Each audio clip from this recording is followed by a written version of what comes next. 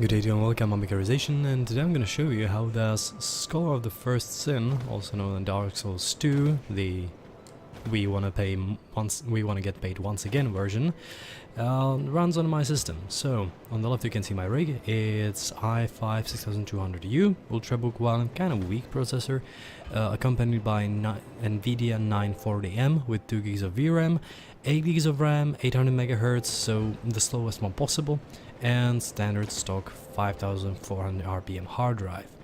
So on the left you can see my FPS. Don't forget that this is influenced by the recording.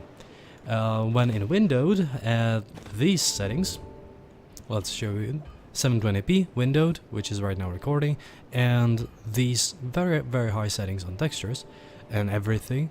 Actually, anti-aliasing on, motion blur on. Whoa, I don't want motion blur on. Oh, something went wrong. It actually can get up to 50 or 55. The problem is once you go full screen, at least when I do. Let me talk about what Dark Souls sometimes does, or Dark Souls 2. Because let's say 2 or 3 weeks ago, I haven't been able to, at that time I wasn't able to run it at full screen. Everything at full screen just flickered. So I had to go windowed and actually borderless window, which lowers the performance a bit. However, what it does is that it goes to 60 FPS if you can handle it.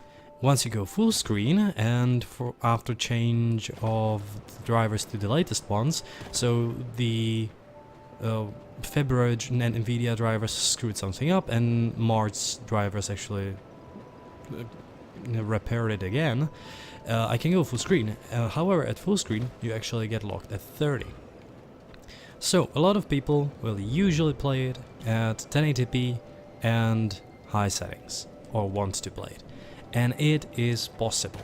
You will get, or I'm getting, at this rig something between 28 to 30 FPS with occasional drops due to some small issues. However, these drops can be of course lowered by, for example, shadow quality, lower it, or SSAO, lower it.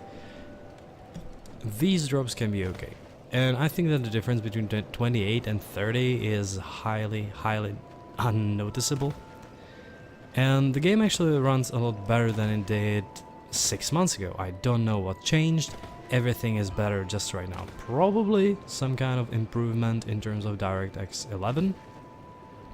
However, I remember that Dark Souls 1 actually ran, Dark Souls 2, the first version, sorry, actually ran pretty well, and I had a hard time dealing with Dark Souls 2, Scholar of the First Sin, because it's a DirectX 11 version. And right now it's actually running better than it used to, and it's probably running better than original Dark Souls 2, which you cannot even buy anymore. So if you want to play it, if you want to get into the series, start with the Dark Souls 1. They run pretty well, 30 FPS more or less. If you can take a look at my video, I highly recommend getting some mods for the game. Then continue with Scholar of the First Sin, which can run actually pretty well and doesn't look that much worse than Dark Souls 3, which to me is pretty surprising, considering that Dark Souls 3 runs like crap and Scholar of the First Sin runs pretty well.